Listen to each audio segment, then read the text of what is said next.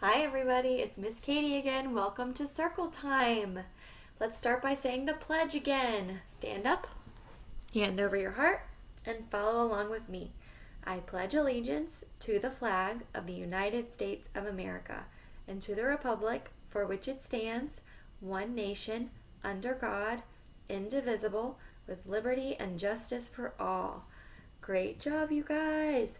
All right, let's start with our calendar.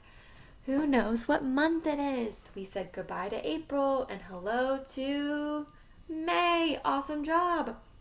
Now, yesterday was Wednesday. So that means today is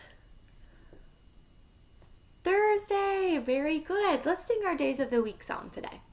Days of the week. Days of the week. Days of the week. Days of the week. Days of the week. There's Sunday and there's Monday, there's Tuesday and there's Wednesday, there's Thursday and there's Friday, and then there's Saturday. There's Sunday and there's Monday, there's Tuesday and there's Wednesday, there's Thursday and there's Friday, and then there's Saturday. Days of the week. Days of the week. Days of the week. Days of the week. Days of the week. Very good, you guys. All right, so today is Thursday, and we know that it's May. Let's figure out what day in May it is. So yesterday was Wednesday, May 20th. So what number comes after 20? 21. Very good. So let's write 21 here. It's a 2 and a 1 right next to each other. That makes the number 21. Now, let's look at our calendar pattern and see if we need to color in this number today. So, let's start right here. White, blue, white, blue, white, blue, white, blue, white, blue, white, blue. Very good. So, I'm going to color in blue.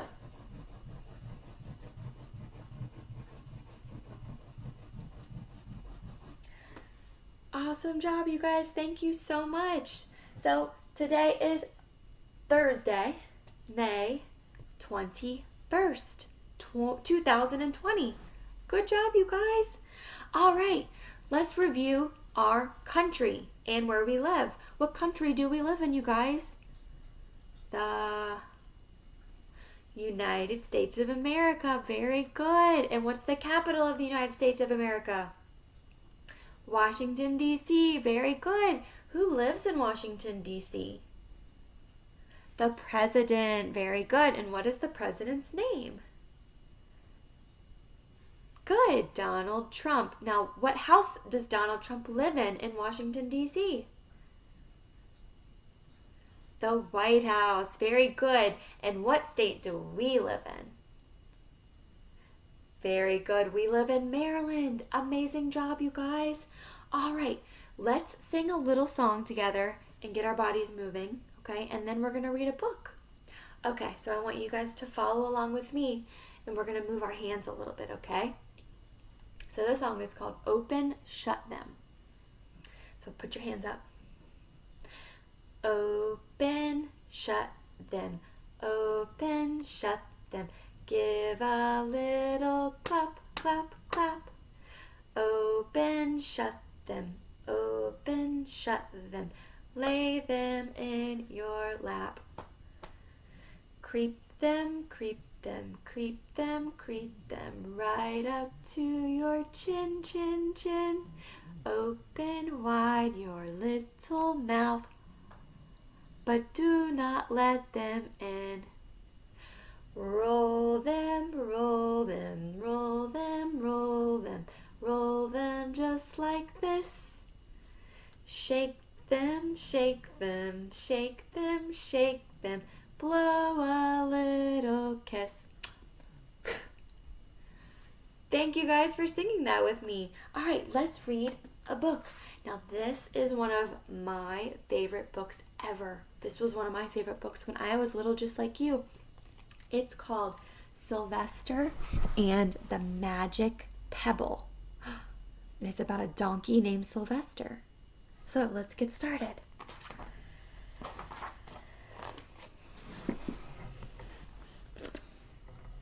Sylvester Duncan lived with his mother and father at Acorn Road in Oatsdale. One of his hobbies was collecting pebbles of unusual shape and color.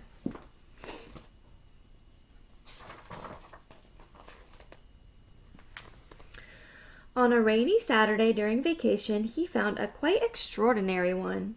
It was flaming red, shiny, and perfectly round like a marble. As he was studying this remarkable pebble, he began to shiver, probably from excitement, and the rain felt cold on his back. "I wish it would stop raining," he said. To his great surprise, the rain stopped. It didn't stop gradually as rains usually do. It ceased. The drops vanished on the way down. The clouds disappeared. Everything was dry, and the sun was shining as if rain had never existed.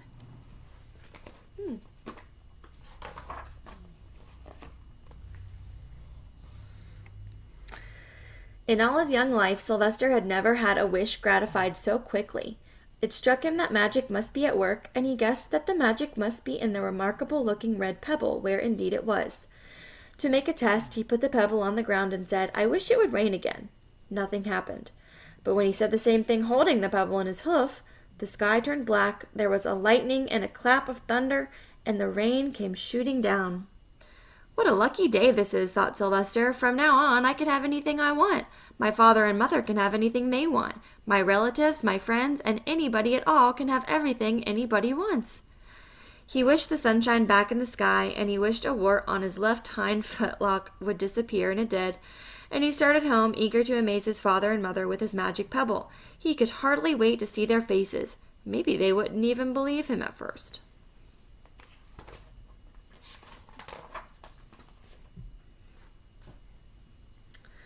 As he was crossing Strawberry Hill, thinking of some of the many, many things he could wish for, he was startled to see a mean, hungry lion looking right at him from behind some tall grass. He was frightened.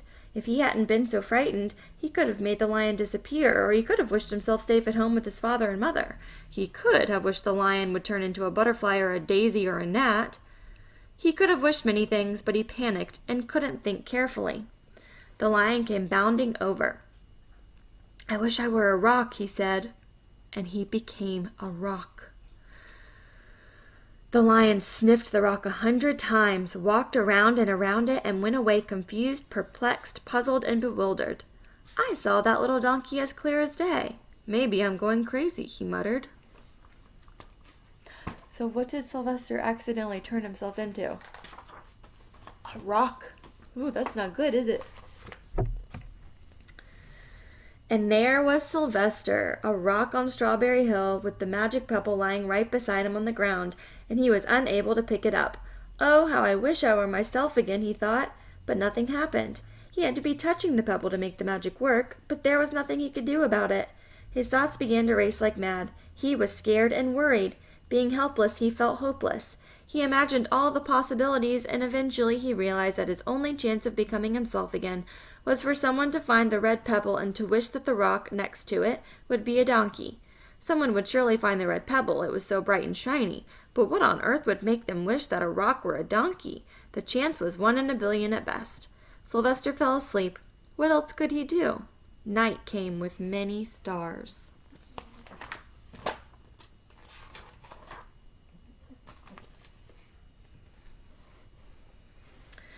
Meanwhile, back at home, Mr. and Mrs. Duncan paced the floor, frantic with worry. Sylvester had never come home later than dinner time.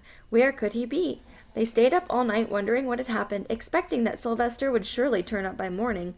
But he didn't, of course. Mrs. Duncan cried a lot, and Mr. Duncan did his best to soothe her.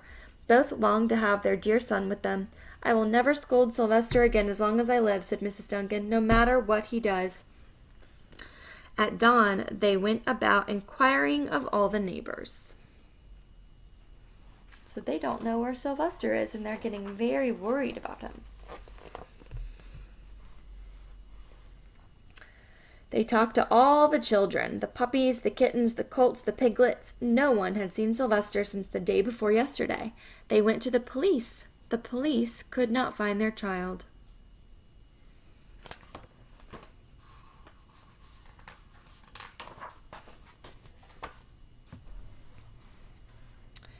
All the dogs in Oatsdale went searching for him. They sniffed behind every rock and tree and blade of grass into every nook and gully of the neighborhood and beyond, but found not a scent of him. They sniffed the rock on Strawberry Hill, but it smelled like a rock. It didn't smell like Sylvester.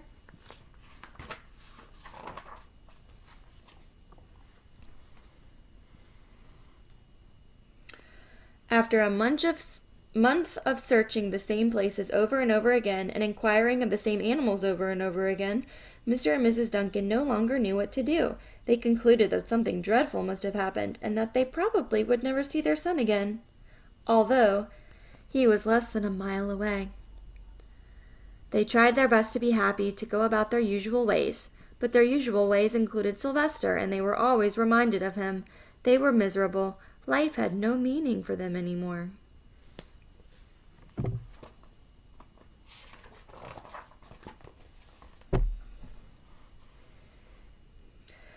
Night followed day and day followed night, over and over again. Sylvester on the hill woke up less and less often. When he was awake, he was only hopeless and unhappy. He felt he would be a rock forever, and he tried to get used to it. He went into an endless sleep. The days grew colder. Fall came with the leaves changing color. Then the leaves fell, and the grass bent to the ground.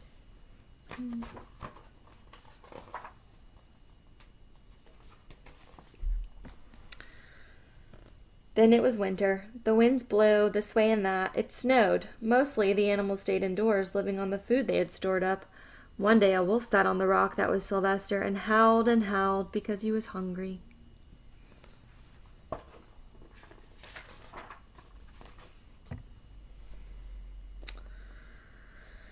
Then the snow melted. The earth warmed up in the spring sun and things budded. Leaves were on the trees again. Flowers showed their young faces.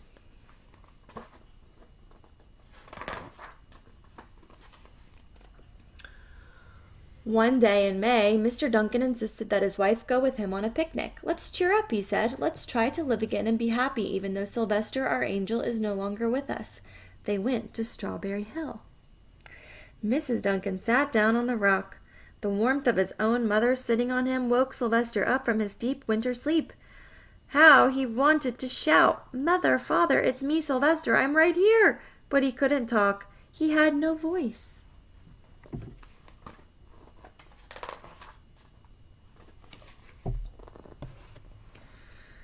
Mr. Duncan walked aimlessly about while Mrs. Duncan set out the picnic food on the rock: alfalfa sandwiches, pickled oats, sassafras salad, Timothy compote. Suddenly, Mr. Duncan saw the red pebble. "What a fantastic pebble!" he exclaimed. "Sylvester would have loved it for his collection." He put the pebble on the rock. They sat down to eat. Sylvester was now as wide awake as a donkey that was a rock could possibly be. Mrs. Duncan felt some mysterious excitement. "You know, Father," she said suddenly, "I have the strangest feeling that our dear Sylvester is still alive and not far away."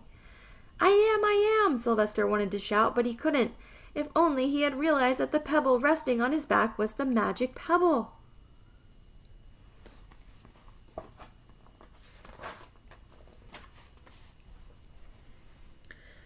"Oh, how I wish he were here with us on this lovely May day," said Mrs. Duncan.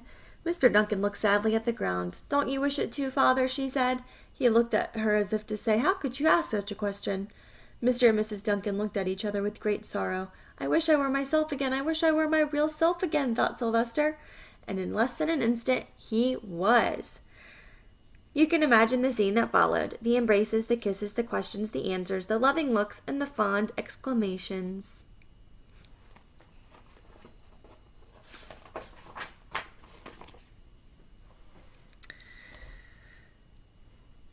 When they had eventually calmed down a bit and had gotten home, Mr. Duncan put the magic pebble in an iron safe. Someday they might want to use it, but really, for now, what more could they wish for? They had all that they wanted.